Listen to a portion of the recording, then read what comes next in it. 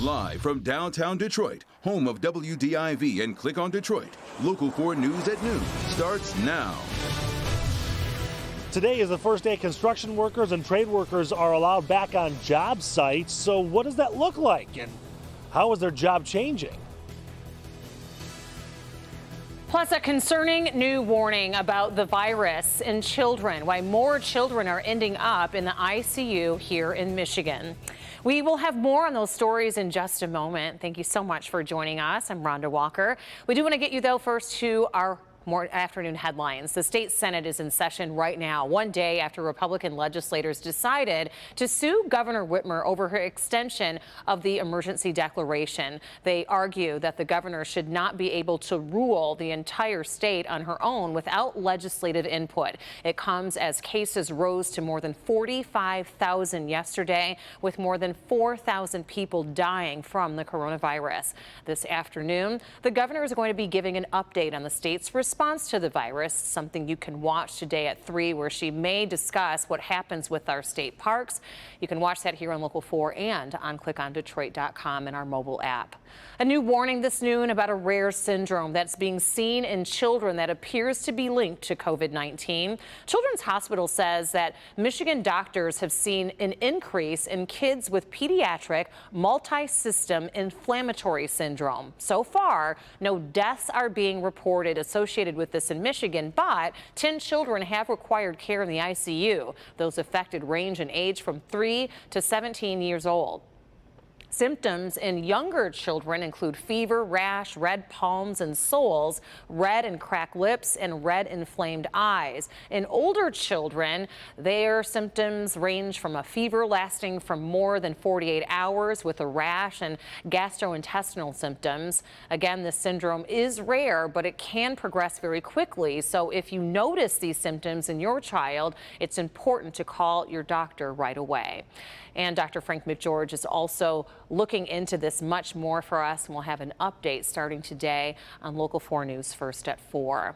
As part of the plan to reopen Michigan's economy in phases, these businesses began to reopen today. Construction companies can begin commercial and residential work. Real estate agents can start showing homes again in person, and other outdoor jobs are also allowed to bring employees back today. But for every business, it is definitely different as employees return. And our Nick Monticelli caught up with a construction company in Wixom just to see what those changes look like and how they're keeping workers safe.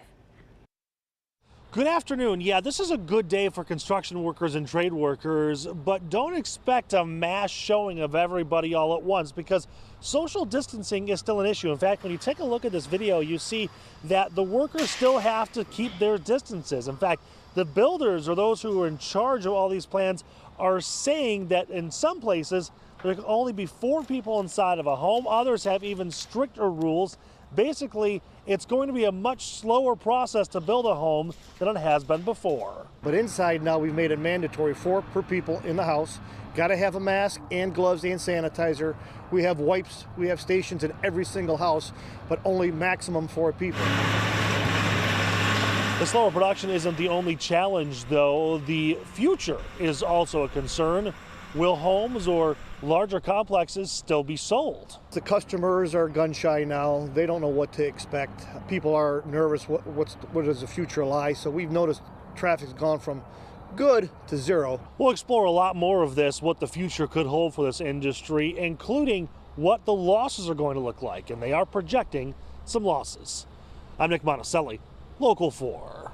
Nick, thank you. And while some people are getting back to work today we also got another look at just how many people are out of work. And it's what's becoming the worst economic catastrophe in decades all across the United States. Another 3 million Americans filed for unemployment last week alone, bringing the total to more than 33 million people. In Michigan, 69,000 people filed last week, bringing our total here in the state to 1.3 million people. Governor Gretchen Whitmer issued an executive order yesterday saying that her office will expedite benefits for the tens of thousands of people that need them. It streamlines the process to review your job history. Jolene Kent has a look at the impact across the country. Another devastating headline rocking the economy. Nearly 3.2 million claims for unemployment were filed last week. The total number since the pandemic began in mid-March now surging above 33 million. It's a bad sign of what's to come in Friday's jobs report. Payroll processor ADP already reporting at least 20 million private sector jobs were lost in April. The hardest hit industries are trade, transportation, and utilities, construction and hospitality, with a total of more than 14 million furloughed. Feeling the pressure is Frank Facero-Reese, the owner of Rothschild's Restaurant, a family-run business that's been feeding Newport Beach residents since 1977. He's using money from a PPP loan to pay his rent and 5 cooks to fill takeout orders, but was also forced to lay off 20 employees. It's horrible. People that we've had working here for 30 years, and you have to look them in the eye and tell them that, that this is not going to be sustainable. It's tear-jerking, honestly. State agencies are already pushed to their limits.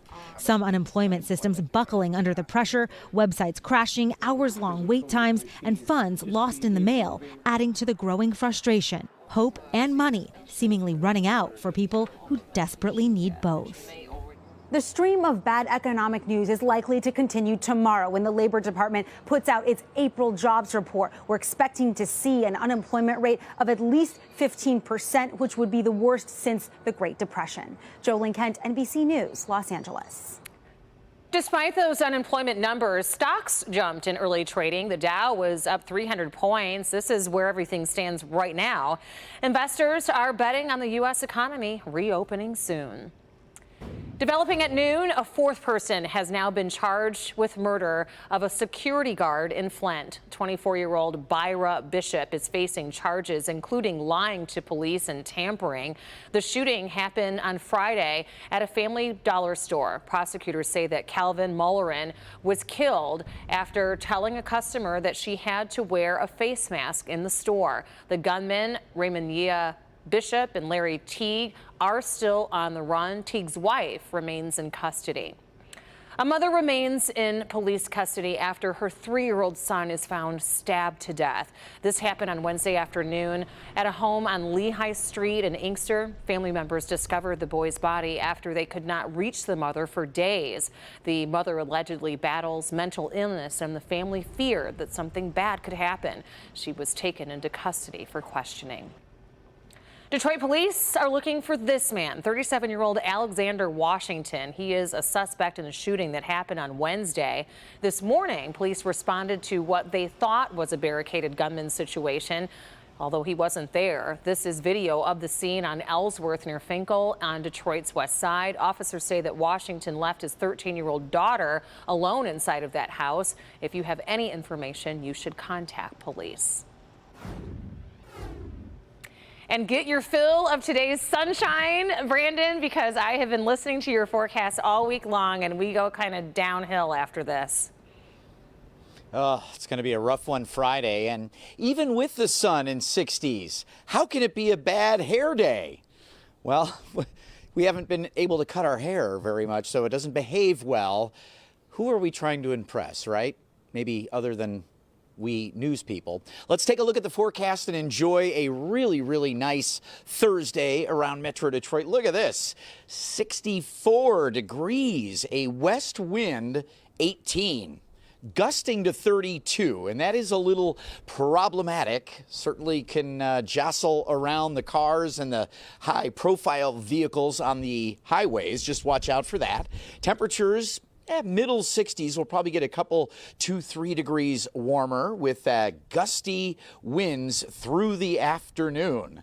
Cold front is just to our north, and coming up, we're going to track the effects of the cold front, a polar vortex. Oh, man, are you kidding me? We're talking about a hard freeze and Mother's Day rain possible. It's all ahead. Oh, my. I want to get to the extended forecast when it warms back up again.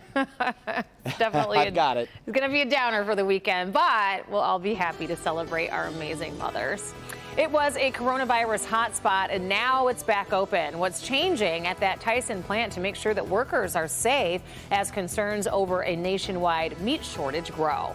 But first, calls for justice are growing as well as new video emerges of a black jogger being gunned down by two white men.